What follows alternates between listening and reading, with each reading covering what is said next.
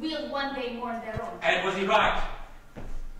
Well, it always said painting was in Delhi of 7 churches. Which is where? Which lie indeed a bit near the bus. And which? And which is laid waste by Turks in 1392. Ah. But I take it you're persuaded the painting was elsewhere. Forgive, please take it.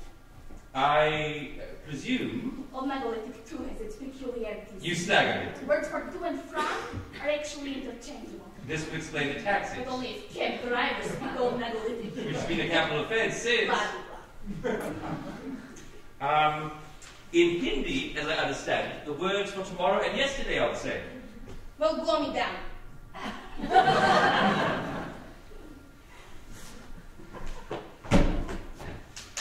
And so, you are presumably persuaded that the painting of the poem may not have been laid waste by Turks, but could have been the lamentation that Beni may have seen in 14 blah blah. And if it was, then it's just about conceivable, though hardly likely, surely, that it could still exist. And if it was a few kilometers to Zabos rather than from... Bingo! And so I go down church in 20-kilometer circle? Well, radius. Of the bus, can I tell my friends I am mending country cottage? Repairing. Good. So I can borrow tools, and I chip away at wall, and I scrub at whitewash, and I pull out bricks. And it is some time, but eventually I find...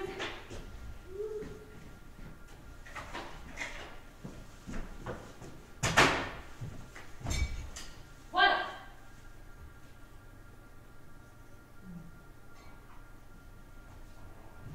I think I go that way, and I find St. John. I think single point perspective. Figures occupy real space, individualized emotion, foreshortening. So in short... In short, your Italian meal is chipotle. Forgive, please? Onions, in that it's very like a giotto. But you're not suggesting it is a giotto. No. Painted on a hitherto undocumented balcony holiday.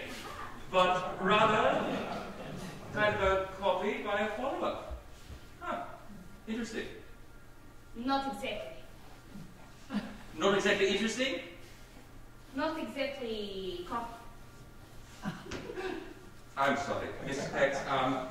This does appear, thus far at least, to be, well, let's say akin to Giotto's Lamentation in the Arena Chapel Padua. Yes. So it's either by Giotto, but it's the greatest coincidence in the history of art, but it's a copy. Copy? Mm-hmm. You think this copy? Well, I'd have to see the rest of it. But this is not possible. I assure you, it happens all the time. Or only possible in Hindi if yesterday is really tomorrow.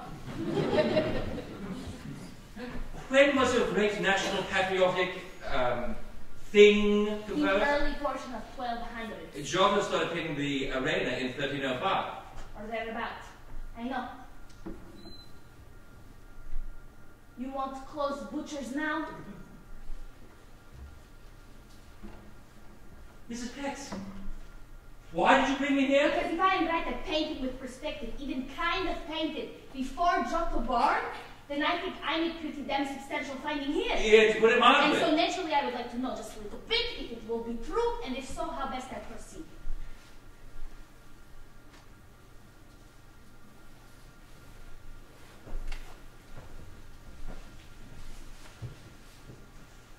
What solvent did you use on this? Hydrogen peroxide. My sister. Oh, it's not so much choice. It's mostly historic and geographic. It all depends who is most long in charge. You mean which party? No, which country. In South, where maybe people a bit more backwards, longest under Turks, and Turks a bit heavier with Orthodox. And in North, for more time, more hungry, and therefore more Catholic, and naturally most civilized and up-to-date, which all persists to present day.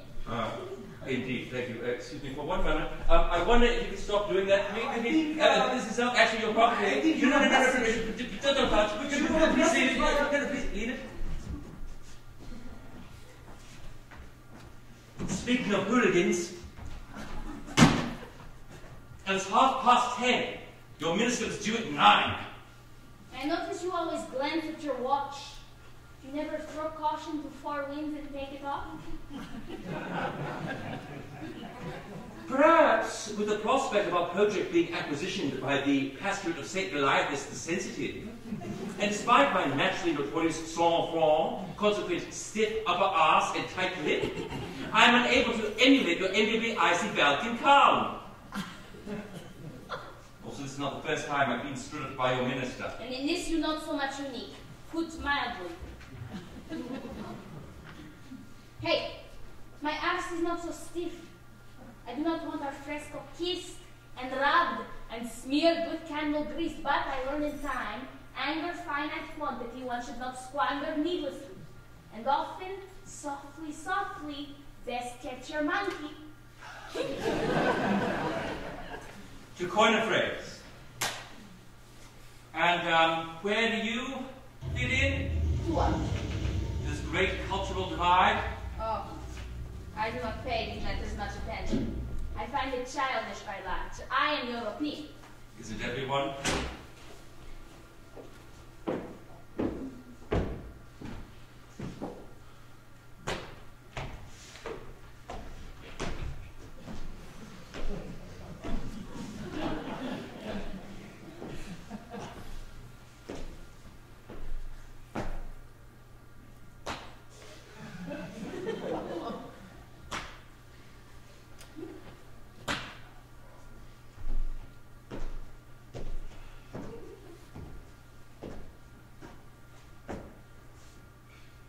Пристигнали министърът? Още не е. Това ли е групата разбойница? Хората на изгозвода, да. Министърът пристигна. Чуда, че са ги познали до тук. That's the minister. No fear. That is group called Nasledstvo. They march about and dig up bodies of people killed in period of negative phenomena and think everything is part of international masonry. Nasledza? Oh, I guess you will say heritage?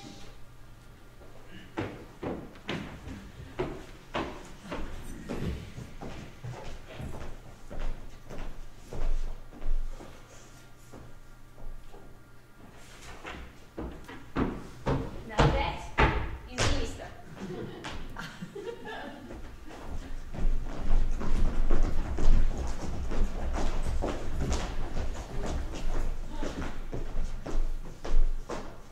Well, holy shit! Well, blimey. Какво е това?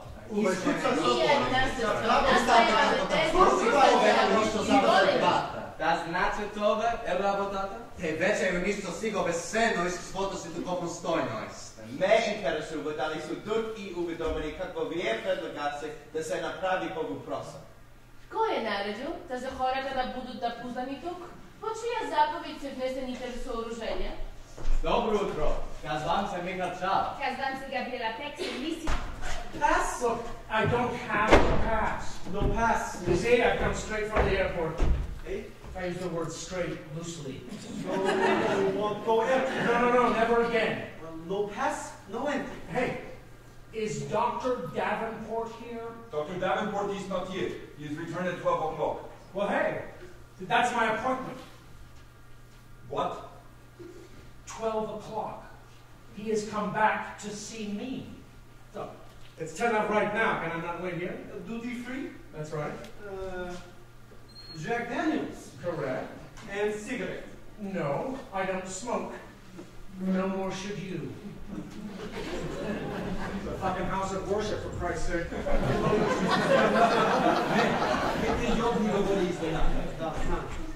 Mean bastard.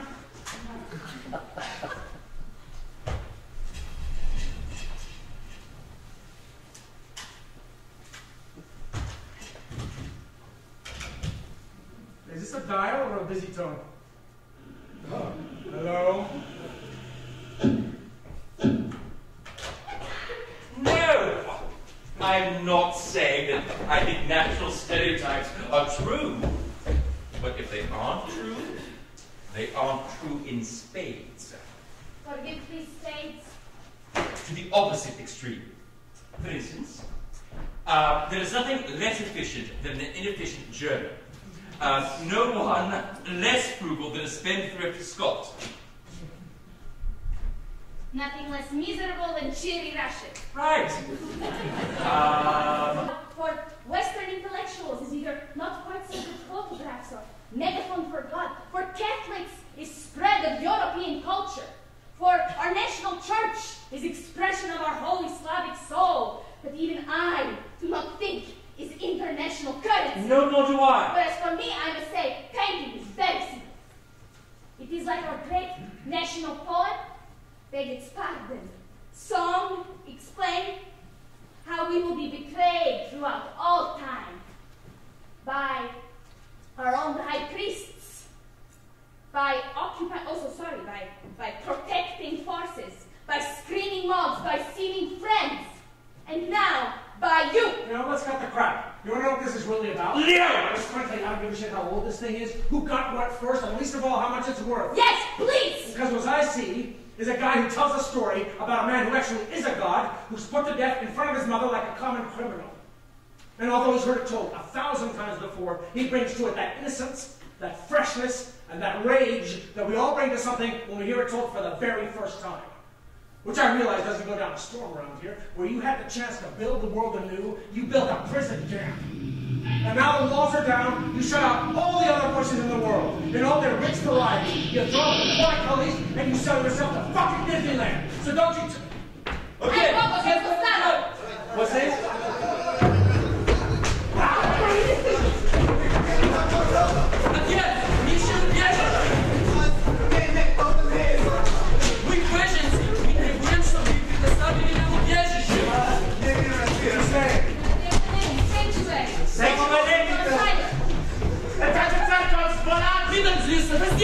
They have a gun.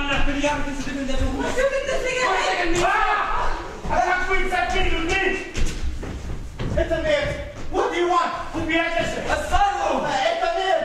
This is not a church! Run, run!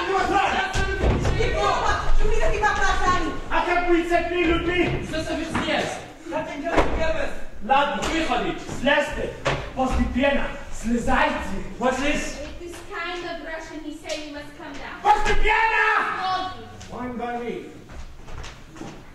Других выходов нет. Мы задержим этих людей за разгулями. What are they saying? Якши, задержи. Мы не задержали этих людей. Они заложили на колени. На колени! Who are they? Who knows? Asylum seekers who were ambushed at the border. Me?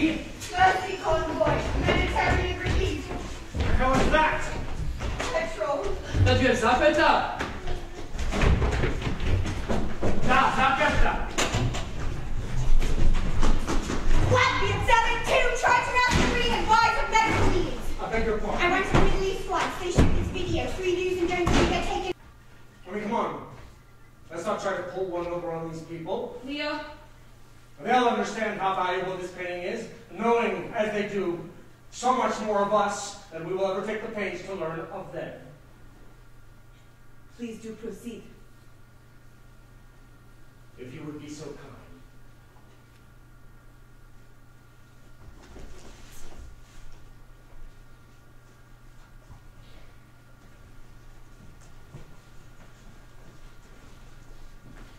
And thus, doubtless, won't need telling that around the turn of the 14th century, there was a great change, a turnaround in the way Western painters chose to address the world around them, which, although technically consisted of a number of devices to render the illusion of 3 dimensions on a flat plane, was essentially the first step in the growing understanding or belief that not God, but man was the measure of all things.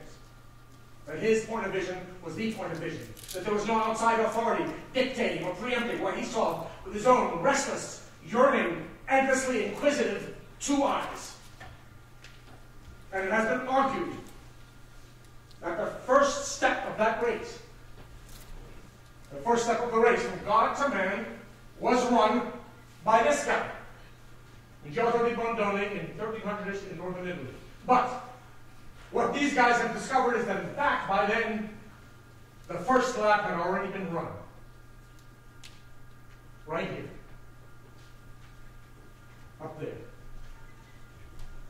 So what you have here, people, is not just the greatest art find of the 20th century, but to coin a phrase, the birth of universal European man. I think I say modern, rational, universal man. And you do too. And of course, the most delicious irony is that those people out there who want so badly to be a part of that, who want desperately to be universal Europeans, are so much more interested in that than they are in you or us, that they'll bar their gates to you, they'll risk our lives to protect the art. Oh, Jesus Christ, do they know about the painting? And it's not the first time. As Dubrovnik burns, Western intellectuals write polite letters to the newspapers protesting the destruction of the architecture. Mitterrand destroys a squatters' camp to build a library. The camp guards at Auschwitz spend their evenings listening to Mozart on the gramophone. And yes, you can say that you shouldn't blame the art, but on the other hand, there is the view that somewhere in all that remorseless questioning, there is, as you point out, a kind of arrogance.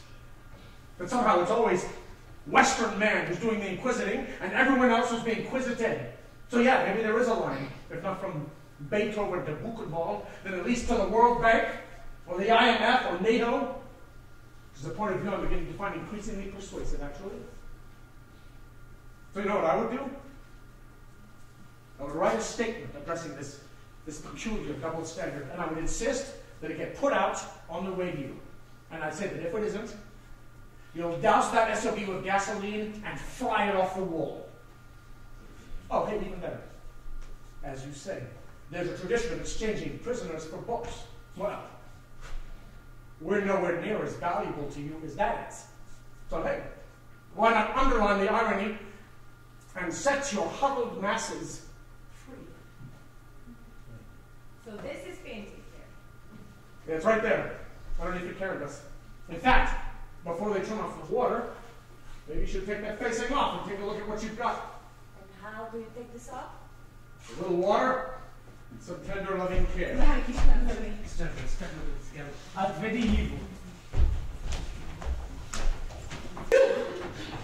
get to Germany, you hawkhead! Then I think at least you're Greek. It's having killed one, and you'll kill another. Don't do that! Just hit him! No, Because he's right! It's madness! If anybody is killed, you'll none of you get anywhere. And two, yes, sure, he lied, but wouldn't you? And for three, because it could be he was right. What's right? The painting! It may very well be your lifeline after all. Well, yes, and why is this?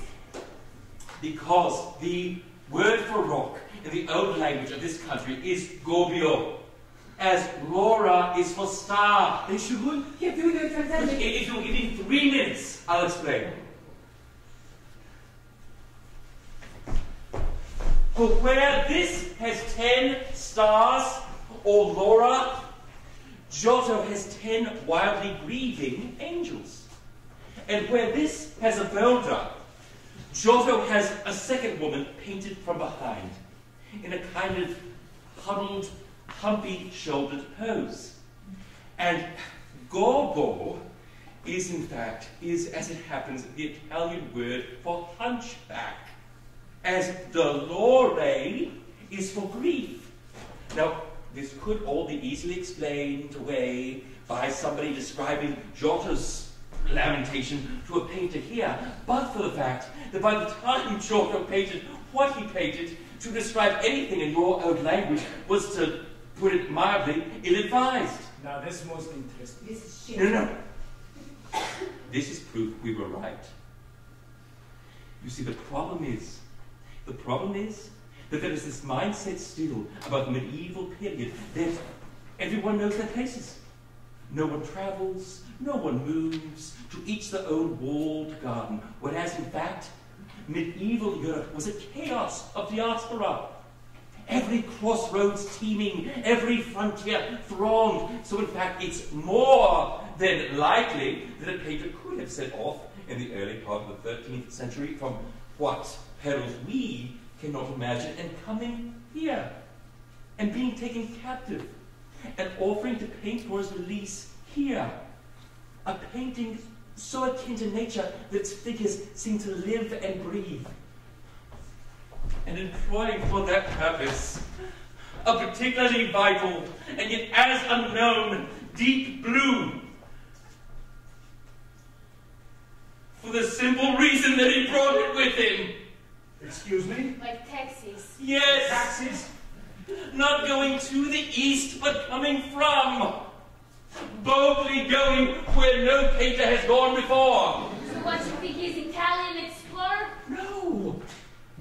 I mean, I think he was an Arab.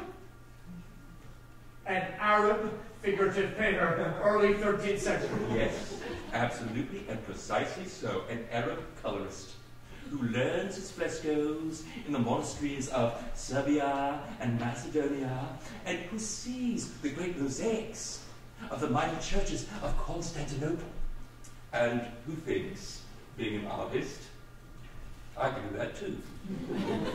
And thinking more, he thinks, I could do it better. And the huge advantage he has over almost everyone else is not just the classical geometry that the Arabs kept alive for the best part of 800 years, nor even the optics they first hypothesized in the first millennium, but the fact that no one has yet explained to him that painters aren't supposed to use them.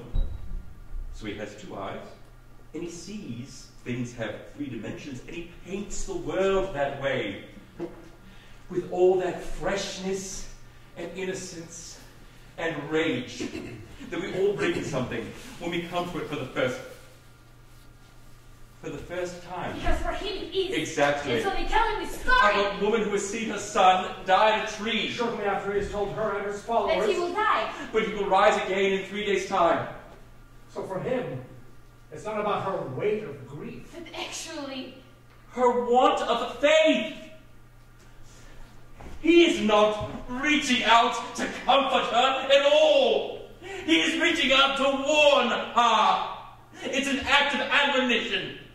Because he believed, like the person who painted him believed, that if you are taken from the fire, you gain a mighty victory. The present life is but delusion. to God we all belong, and to him we shall return. And should you not believe that even more, if your son has promised you there is eternal life, and he will rise again and prove it?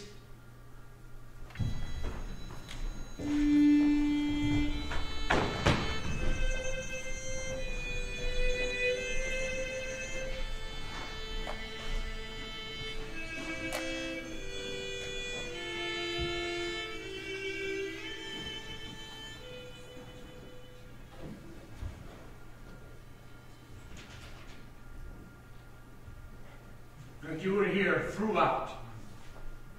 You bet. I am Minister for Preservation of the National Monuments. And Mrs. Yevakova is observer from our Ministry of Law and Order. Preservation. Certainly a law. It's most sophisticated. First, you limit access to world outside. Move everything from field of vision. Don't give phone number, so they must always wait for you to call. Change over guy on phone, so different languages.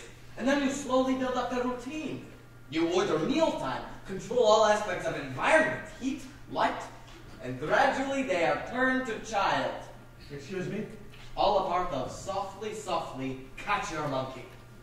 Though not apparently with any demonstrable success. Well, no. Agreed. In fact, a big dispute.